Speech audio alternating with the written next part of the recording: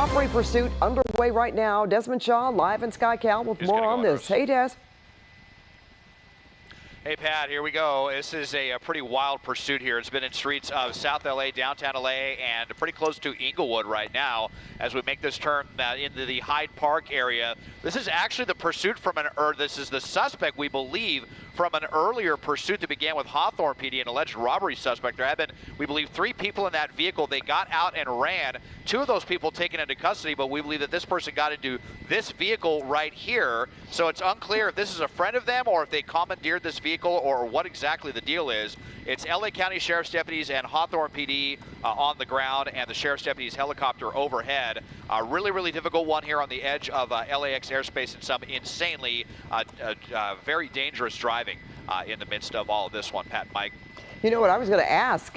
Did this person carjack this vehicle? As you mentioned, Des, they just commandeered it, but we don't know if this is somebody that they knew. Is there somebody else in the car, or is just the driver?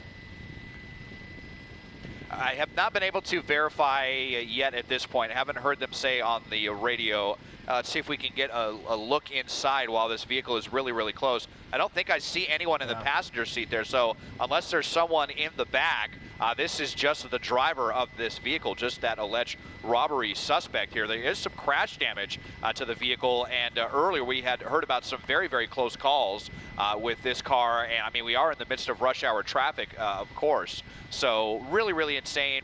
Wrong way driving at times. Sheriff's deputies had been keeping up. I think they may be in surveillance mode right now. The helicopter overhead was begging the watch commander to stay in pursuit because they're having airspace issues near LAX as we are as well. So we'll see what the watch commander wants to do with this one, but just a really, really insane driving, that's for sure. Am I seeing windshield wipers going on this vehicle, Mike? Yeah, okay. They are going on and off, and we don't know, like, we would keep trying to call Hawthorne PD. Obviously, the watch commander is busy dealing with this. We believe that there are still some Hawthorne PD. We had heard unmarked units that were still involved in this.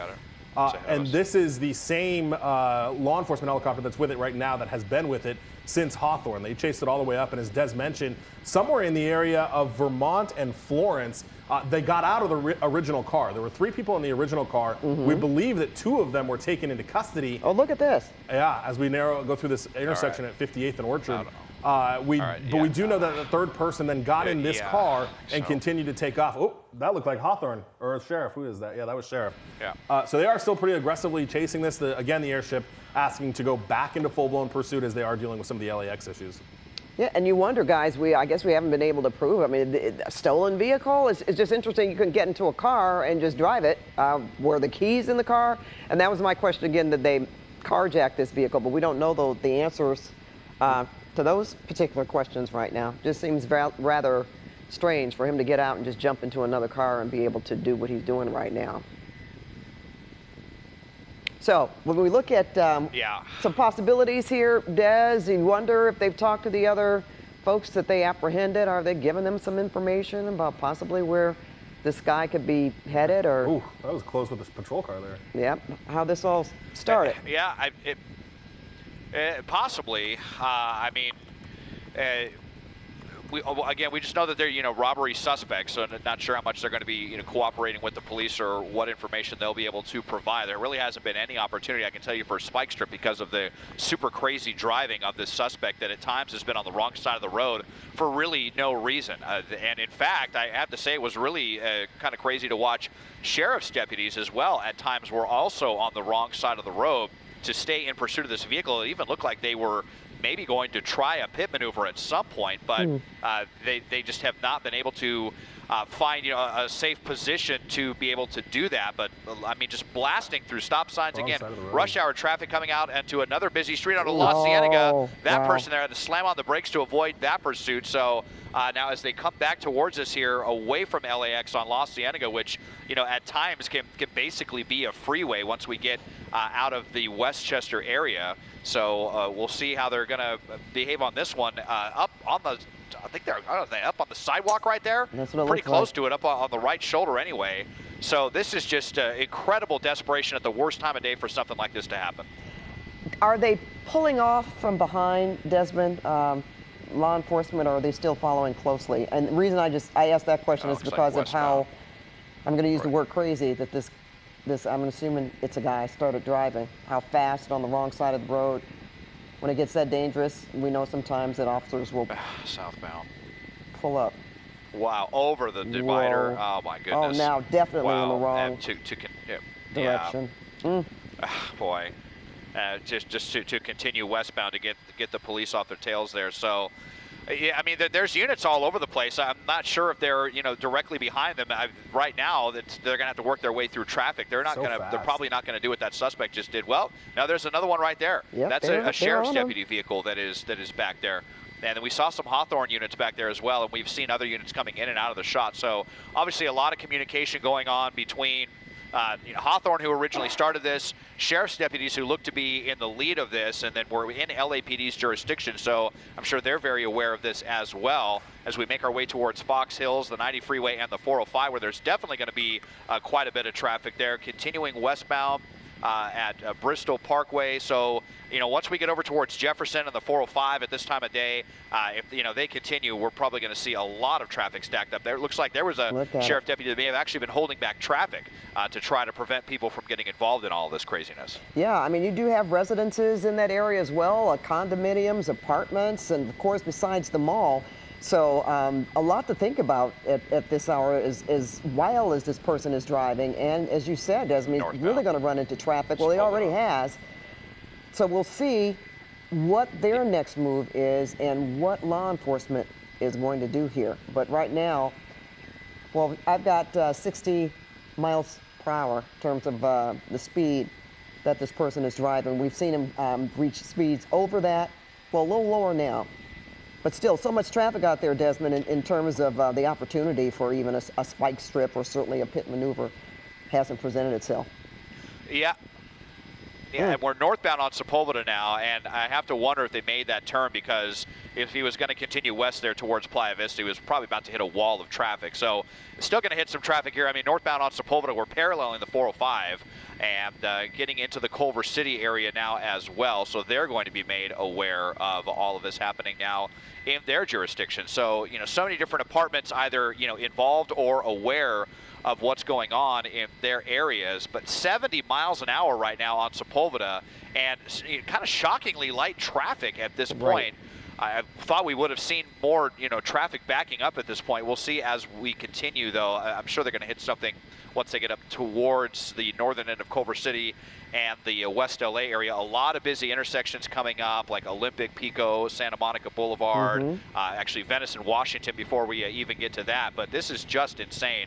65 miles an hour, and sheriff's deputies, helicopter doing a great job of keeping up on this one. And again, we saw what looked like damage on the passenger side. So this car has already gotten way too close for comfort with at least one other vehicle. There you see another black and white involved as we made our way onto Culver Boulevard. So headed eastbound now. We have covered an incredible amount of distance at some very dangerous speeds at this time of the afternoon. And we're just watching, if you're just turning into KCAL News, we've been on this since the 6 o'clock hour, the beginning of this particular hour. At the beginning, Hawthorne police, after 3 robbery suspects, we know they did apprehend 2 of them. And this person that's driving this car got away, jumped into a vehicle. We don't know if they knew this, who this car belonged to, if they carjacked it, or how exactly it happened that they were able to maneuver this vehicle. Yeah, and I'm playing back some of the radio traffic right now to see if we can glean any of those details. But the Sheriff's Department from South LA Station got involved in this when everybody was still out and running. So they had undercover units from Hawthorne PD that were there trying to chase these guys. And the original car sounds like it was a white Honda that they all jumped out of. There were 3 men. Hawthorne units were trying to get them now as we're on the wrong side of the road there. Then Sheriff's Department units were asked to come in to set up a containment. And then at some point, one of the people got in this car. Oh. Now we're going down some neighborhood streets. A residential neighborhood now. Yeah, so I'm just trying to listen to some of this radio traffic now to figure out how this person got into this car and if it was by force or if it was a friend's car, as you mentioned. Do they know the neighborhood? That kind of thing. Okay, well, this is a different area. This is a more residential area that we've seen this vehicle traverse, that's for sure, because he's been on really broad streets. I almost thought he was going to stop there, guys. Well, he's making a U-turn there. Yep.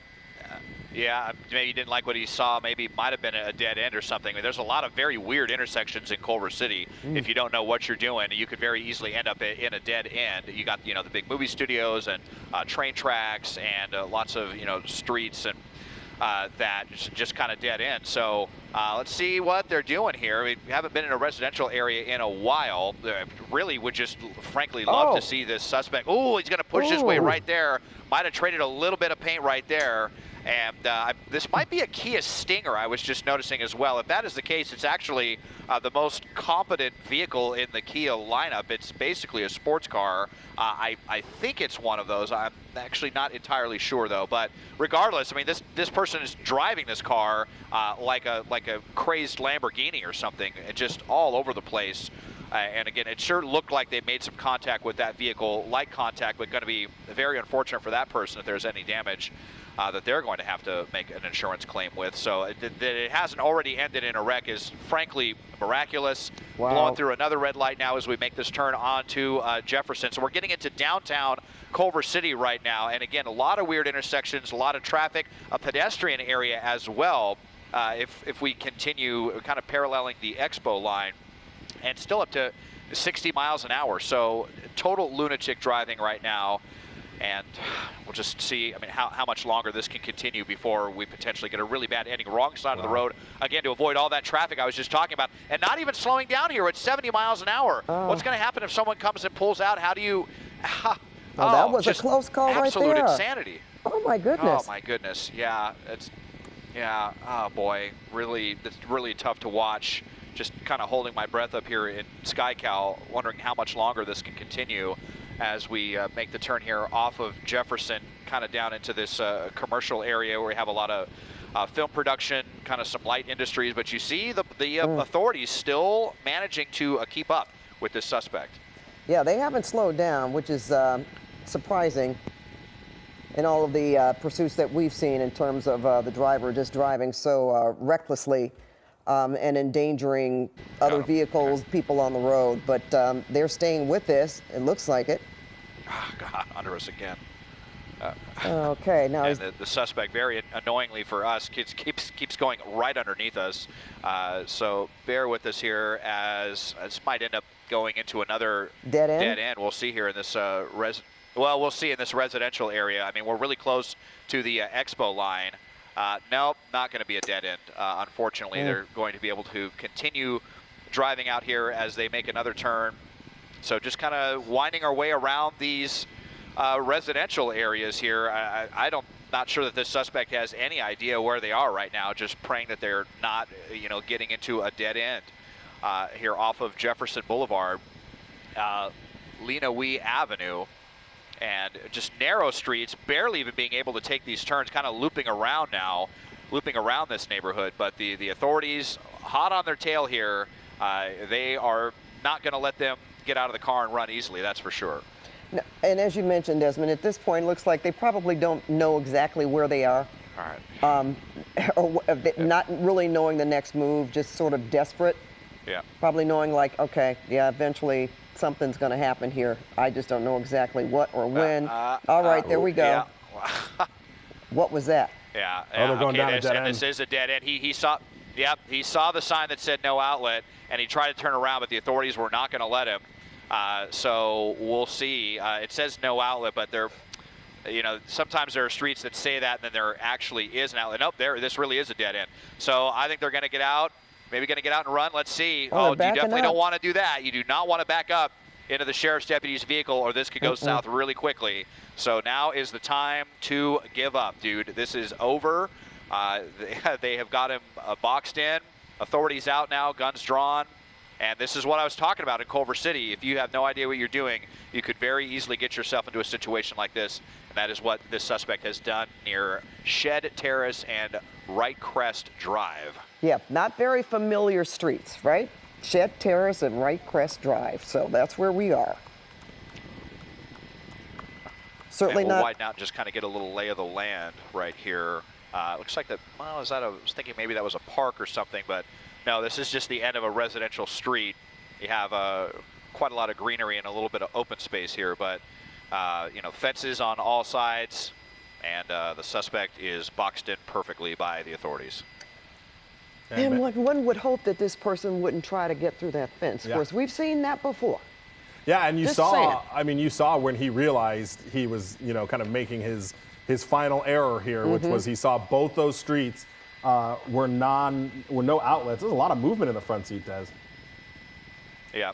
Yeah, a lot. I'm sure they're very agitated, very upset that after all of this effort, this insane driving, and all of the chances that they took, that they got themselves into this situation.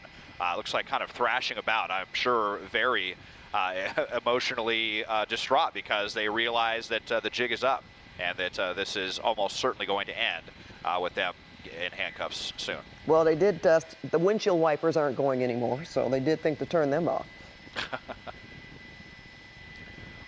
Okay, Yep. Desmond, this is the moment when he seemed to run out of places to go, or ran out of ideas. What do I do next? This was on Fairview Boulevard. Oh, all right, this is where we saw quite a few of those close calls and him driving on the wrong side of the road through heavy traffic on Culver Boulevard. And we're going to try to maneuver SkyCal around here. My excellent pilot, Mike, who's done just a great job of keeping up top of this insane pursuit. We're going to see if we can get a really good view inside the driver's seat and see what all this suspect is doing. Obviously, sheriff's deputies making the call-outs, but the suspect not interested in surrendering yet. They could definitely have some pepper balls coming their way if they, want this to turn into a standoff situation. We'll just see. I think I might have heard him. Mike, would they say something about maybe throwing out some spike strips or something just in case? Yeah, on the front of his tires. We saw that in remember that parking lot pursuit we were dealing with last week. But, the other thing, Des, I was just looking at that fence. We've seen these guys run through fences, but that looks like a pretty hefty fence. I don't know how much that would do for him if he ran into that fence. Oh, yeah, well, he's doing a lot of movement. And then even still, a ton of movement. Windows down. Yeah. Right there. He must be yelling back at officers. Yeah. And there's the spike strips.